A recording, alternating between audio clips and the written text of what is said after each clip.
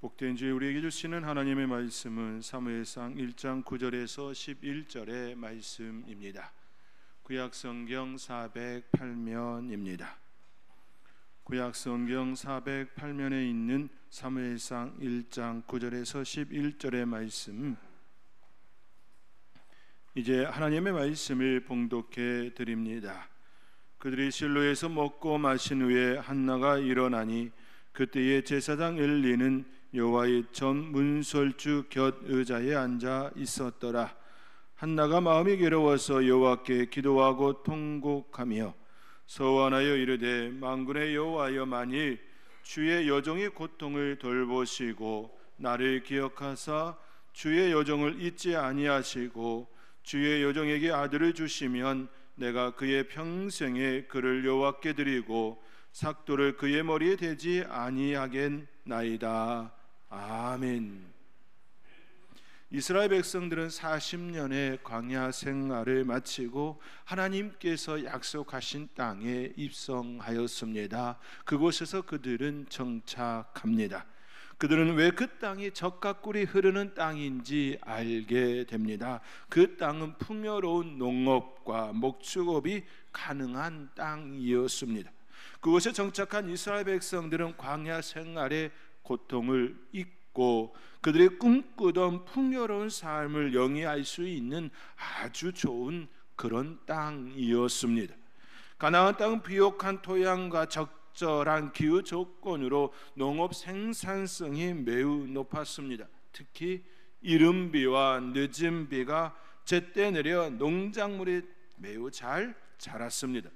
하나님께서는 그들에게 이른 비와 늦은 비를 주시겠다, 그렇게 그들에게 약속해 주셨습니다. 이른 비와 늦은 비는 그들과 함께 하시는 하나님의 사랑의 표현, 사랑의 증거였습니다.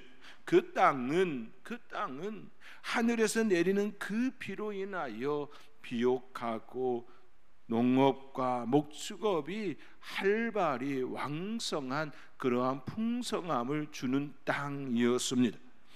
그들은 가나안 땅에 들어와 정착하여 하나님의 풍성한 사랑을 누리며 그렇게 살 줄 알았습니다. 그러나 그들은 그 땅의 풍요로움에 취하여 하나님의 사랑, 하나님의 은혜를 망각하였습니다. 그들이 열심히 경작하고 가축들을 잘 돌봐서 그런 풍성한 은혜를 누리고 있는 줄 알았습니다. 그들에게 이른 비와 늦은 비를 주시는 하나님의 돌보심, 하나님의 그 사랑하심에 대하여 바라보지를 못하였습니다.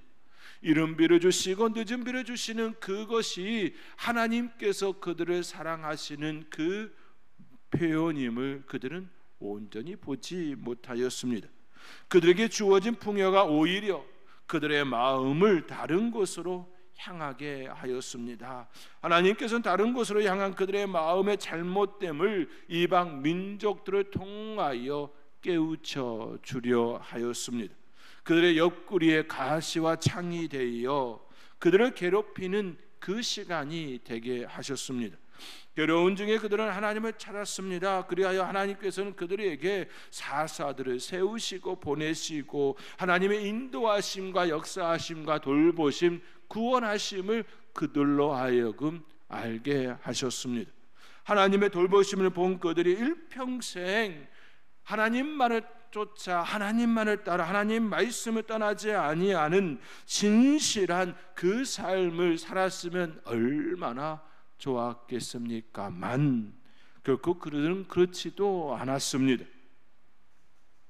또 하나님을 떠나는 자들이 되었습니다. 그럼에도 불구하고 하나님께서는 그들을 여전히 사랑하셨습니다.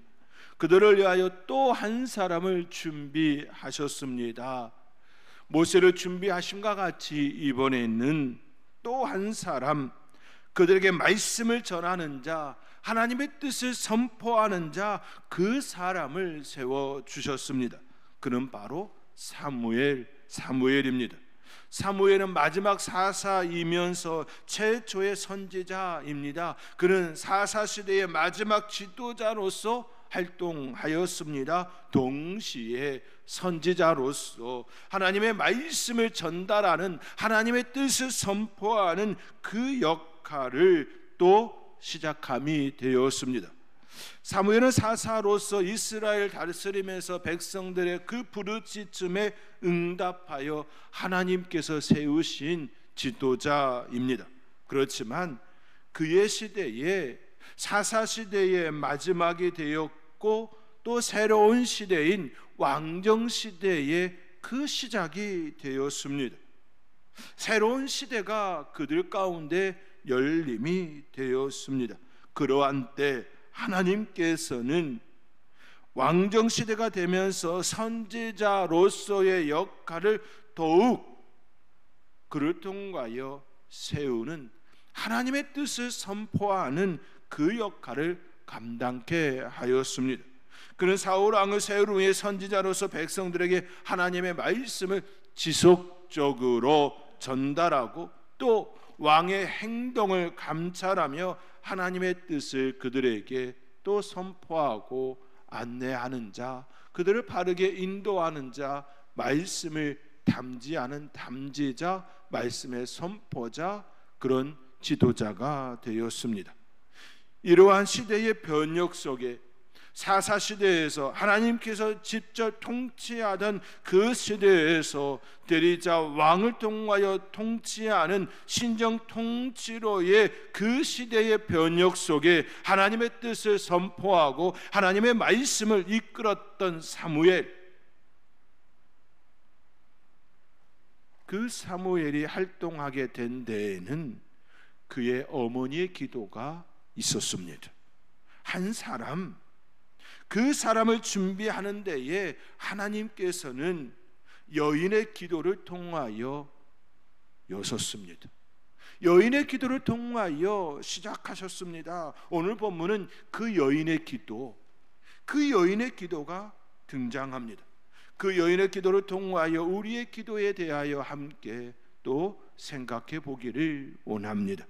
첫째로 한나의 기도는 자신의 마음을 토로하는 기도였습니다. 자신의 마음을 하나님 앞에 온전히 아뢰는, 토로하는 그 기도였습니다. 오늘 본문 10절의 말씀입니다. 우리 함께 읽겠습니다. 한나가 여호와께 기도하고 통곡하며,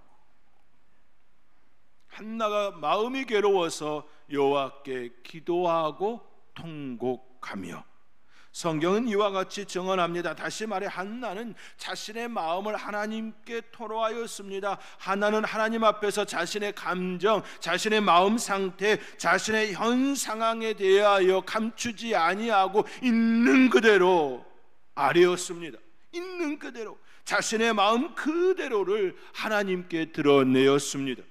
우선 그녀는 마음이 괴로웠습니다. 한나의 마음이 괴로운 것은 자신에게 없는 것, 그것 때문이었습니다. 그것 때문에 비롯된 사건이었습니다. 그녀에게는 자신을 사랑하는 남편이 있었습니다.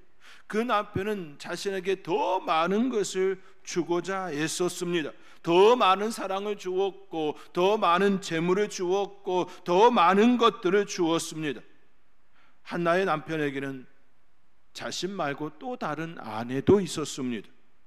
그 아내의 이름은 분인나였습니다. 분인나에게는 한나에게 없는 자녀가 있었습니다. 자녀가 있는 분인나는 한나를 격분케 하며 심히 괴롭혔습니다. 분인나가 한나를 격분하게 하고 괴롭게 한 것은 다름 아닌 자녀에 관한 것이었습니다. 자신에게는 있지만 한나에게 없는 자녀를 가지고 그를 격분케 하였습니다. 그것도 매년 하나님께 제사 드리기 위하여 여호와의 집, 하나님의 집에 올라올 때마다 분인나는 한나를 괴롭혔습니다. 성경은 자세하게 말하고 있지는 않지만 그 이면에 흐르는 정서를 볼 때에 자녀가 없는 이가 하나님께 무슨 염치로 제사를 드리느냐, 이와 같은 의미였을 것으로 충분히 추정이 됩니다. 이렇게 추정할 수 있는 이유는 사무엘상 1장 6절과 7절의 말씀 때문입니다. 사무엘상 1장 6절과 7절의 말씀은 이렇습니다. 여호와께서 그에게 임신하지 못하게 하심으로 한나가 임신하지 못하였지요. 여호와께서 그에게 임신하지 못하게 하심으로 그의 적수인 분인나가 분인나에 대하여 그의 적수라 이와 같이 표현합니다. 그만큼 사이가 안 좋았다라는 이야기겠지요. 그의 적수인 분인나가 그를 심히 격분하게 하여 괴롭게 하더라. 그를 심히 격분하게 하여, 앞에 있는 그에게 임신하지 못하게 하심으로 이 건을 가지고 분인나가 그를 심히 격분하게 하여 괴롭혔다라는 것이지요. 매년 한나가 여호와의 집에 올라갈 때마다 남편이 그같이 하매 남편이 그같이 하였다라고 하는 그 내용은 분인나보다 한나에게 재물의 분깃을 2배로 주었습니다. 자녀가 없었기에 그에게 사랑 표현을 재물의 분깃을 2배로 주었습니다. 남편이 그같이 하매 분인나가 그를 격분시키므로 그가 울고 먹지 아니하니, 자녀와 남편의 사랑으로 인하여서 분인나가 한나를 괴롭혔다라는 것이지요. 한나의 남편 엘가는 매년 실로 성전에 오를 때마다 분인나보다 한나에게 갑절로 재물의 분깃을 주었습니다. 이에 분인나가 한나에게 시기와 질투로 그를 괴롭혔음을 의미합니다. 예를 들면 이런 것이지요. 자녀가 없는 덕분에 나보다 2배로 재물을 받으니 좋겠다. 나도 자녀가 없었으면 나도 너처럼 2배로 받았을 텐데. 이와 같은 말 놀림이었을 것이지요. 자녀가 없는 한나를 무시하거나 조롱하는 형태가 일어났음을 의미합니다. 한나는 이 괴로운 마음을 하나님께 아뢰미 되었습니다. 그때 그녀는 솔직하고 있는 그대로 하나님 앞에 아뢰미였습니다. 그 마음의 괴로움을 통곡으로 드러내었습니다. 통곡하다로 번역된 히브리어는 우바코 타부케입니다. 우바코 타부케는 2 단어가 합성되어 하나의 뜻을 이루었습니다. 통곡하다. 2개를 단어를 합성하여 하나의 뜻을 표현한다라는 것은 그만큼 강한 표현이지요. 강조의 의미가 그 안에 담겨 있습니다. 다시 말해 한나는 심한 괴로움을 가지고 하나님께 자신의 사정을 아뢰며 자신의 처지가 처량하고 괴로워서 기도 중에 한없이 눈물을 흘리며 애통하는 한나의 그 마음 그대로 통곡하다 그 단어에 담았습니다. 기도하는데 눈물이 없이는 기도가 되어지지 아니함이지요. 자신의 그 처량함 때문에 분인나의 그 자신의 마음속에 들어오는 비수가 되어짐인 것이지요. 그만큼 한나는 자신의 마음 그대로를 하나님께 여과 없이 아뢰고 있습니다. 이 모습을 보았을 때에 엘리 선지자는 그가 울면서 입술은 움직이는데 말이 밖으로 나오지 아니하는 그 괴로운 그 마음을 보고서 독주를 끊으라, 그만 마시라라고 하는 이야기를 할 정도였습니다. 얼마나 괴롭게 통곡하며 하나님 앞에 기도하였는지 엿볼 수 있는 하나의 장면입니다. 그만큼 하나는 자신의 마음 그대로 하나님께 아뢰었습니다. 여과 없이 아뢰었습니다. 우리의 기도가 바로 한나의 기도와 같이 되어야 하지요. 우리가 하나님 앞에 숨길 것이 무엇입니까? 우리가 하나님 앞에 아뢰지 못할 것이 또 무엇입니까? 우리 하나님은 우리의 괴로운 마음을 다른 이들에게 전하지도 않습니다. 우리의 형편을 다른 이들에게 조롱거리로 삼지도 않습니다. 가식적으로 받아들이거나 거짓으로 호응하지도 않습니다. 우리의 있는 그대로 받으시는 분이 바로 우리의 하나님이시지요. 그 하나님께서 우리가 우리의 마음을 토로하지 못한다면, 그 하나님께 우리의 그 상황을 아뢰지 못한다면, 자랑하고 힘들고 아프고 괴로운 그 마음을 아뢰지 못한다면 그 누구에게 아뢰 수 있겠습니까? 한나는 그 하나님께 자신의 괴로운 마음, 차량하고 슬픈 마음, 눈물밖에 나오지 않는 자신의 그 처지를 아뢰고 또 아뢰고 있습니다. 저와 여러분의 모습 속에서도 이러한 기도, 있는 그대로의 그 기도, 슬픈 마음, 괴로운 마음, 아픈 마음, 힘든 마음, 또 즐거운 마음, 기쁜 마음 그대로 하나님 앞에 아뢰올 때에 하나님께서 그 기도를 들으시고, 그래 내 사랑하는 딸아, 내 사랑하는 아들아 말씀하여 주시고 응답해 주심을 한나의 기도를 통하여 받으시기 바랍니다. 둘째로, 한나의 기도는 기도의 주체가 하나님이심을 인정합니다. 오늘 본문 11절의 말씀입니다. 우리 함께 읽겠습니다. 서원하여 이르되 만군의 여호와여, 만일 주의 여종의 고통을 돌보시고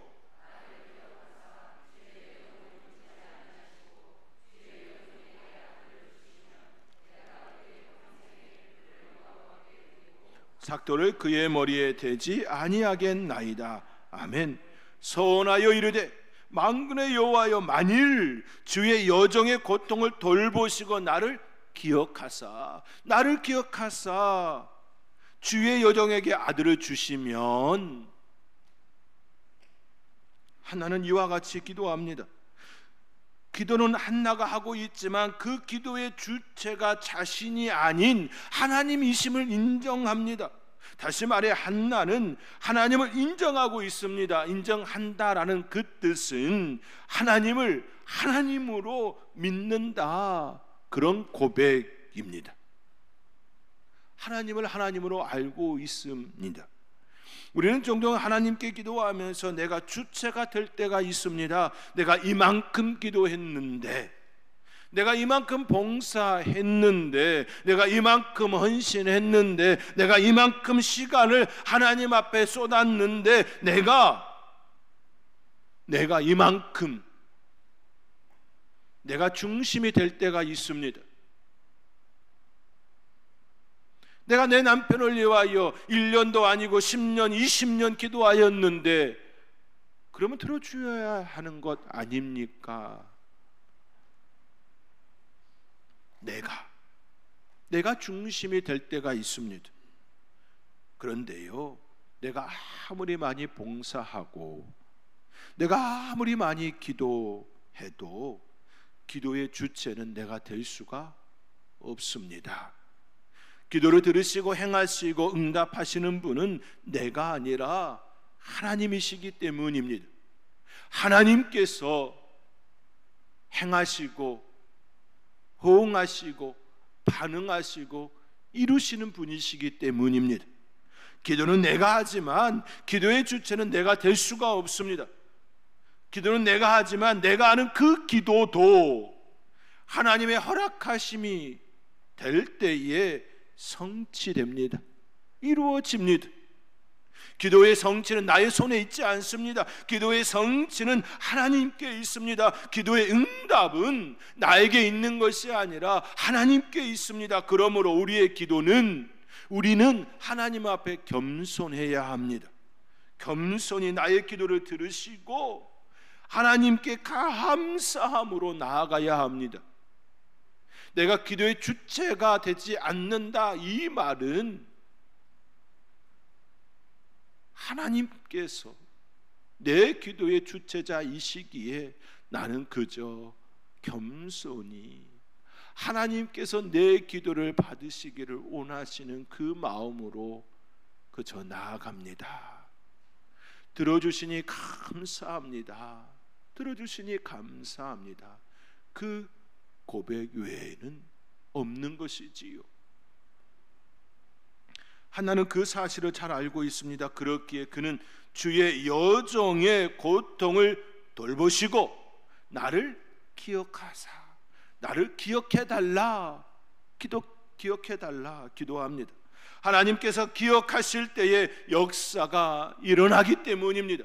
하나님께서 나의 형편을 아시고 기억하시면 역사가 일어납니다. 이집트에서 이집트의 바로에 의해 고난을 받을 때 이스라엘 백성은 하나님께 울부짖었습니다. 힘들어서 신음하였습니다. 그 울부짖음을 들으시고 반응하시고 모세를 보내신 분이 바로 하나님이십니다. 하나님께서 모세를 부르시고 보내시기 전에는 그 땅에 변화가 없었습니다. 그 땅에서 벗어나는 꿈도 꾸지 못했습니다. 자유를 꿈도 꾸지 못했습니다.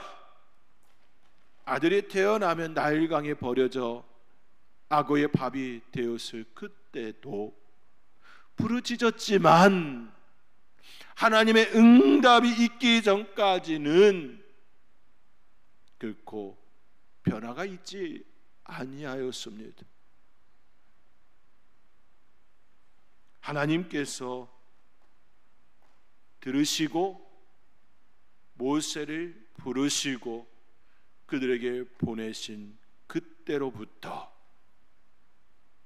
그 땅의 변화가 일어났습니다. 그렇다고 그들이 바로 믿었던가요? 그렇지도 않았습니다. 부르짖었지만 아파서 괴로워서 신음소리를 내었지만 10가지의 재앙이 하나씩 이집트 땅에 펼쳐질 때에 비로소 그 하나님을 바라보기 시작함이지요. 그렇다고 그 믿음이 온전하였나요? 아니요, 그렇지도 아니하였습니다. 우리는 우리의 기도가 하나님의 손에 들려지고 하나님께서 반응하실 때에 그때사 우리는 바르게 고백할 수가 있습니다. 그러므로 우리의 기도 역시 하나님이 주체가 되어야 함을 인식하고 그 하나님께 은혜를 구해야 합니다. 나는 무익한 종입니다. 나는 무익한 종입니다. 하나님 이 종을 붙드시고 은혜 허락하여 주셔서 그 은혜 속에 살기를 원합니다. 하나님 붙드시옵소서, 기억하여 주시옵소서라고 우리가 한나의 기도를 통하여 배워야 하고 또 그 마음에 우리의 마음을 두어야 합니다. 한나의 기도와 같이 하나님께서 하나님께 응답받고 그 은혜 속에 승리하는 저와 여러분의 기도의 삶이 되어지기를 주님의 이름으로 권면드립니다. 셋째로 한나의 기도에는 결단이 담겨 있습니다. 오늘 보면 11절 하반절에 한나의 소원, 한나의 결단이 담겨 있습니다. 주의 여종에게 아들을 주시면 내가 그의 평생의 그를 여호와께 드리고 삭도를 그의 머리에 대지 아니하겠나이다. 한나는 결단합니다. 소원합니다. 그 결단은 하나님께 그 잔을 온전히 드림이었습니다. 나스린이로 살아가도록 내어줌입니다. 이는 한나에게 주신 아들을 자신의 영광을 위하여, 자신의 명예를 위하여, 자신의 이익을 위하여, 자신의 영달을 위하여, 자신을 위해 그 어떤 것도 취하지 아니하겠습니다. 그 의미입니다.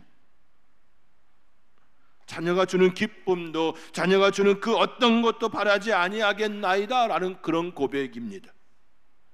이 결단은 결코 쉬운 결단이 아니지요. 그토록 바라던 자녀를 자신이 아닌 하나님을 위하여, 하나님을 위해 사는 사람으로 그 삶을 살도록 선택하겠습니다. 이를 통해 분명하게 알 수 있는 한 가지 사실은 한나가 자녀를 원하는 것은 자신을 괴롭히고 힘들게 하는 분인나를 공격하거나 대항하기 위함이 아니라는 점입니다.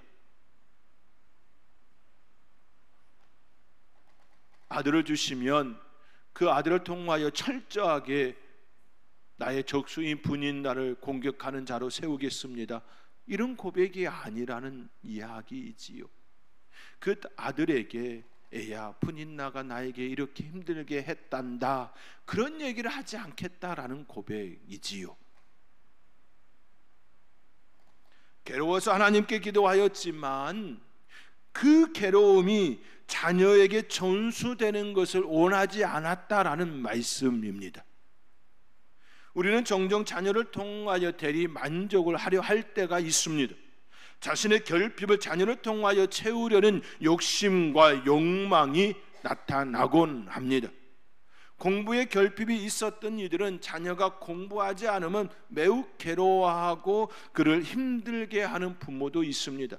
자신의 처지로 인하여서 공부하고 싶었지만 공부할 수 없었던 그 과거의 아픔을 자녀를 통하여 대리 만족하려 하는 부모가 있지요.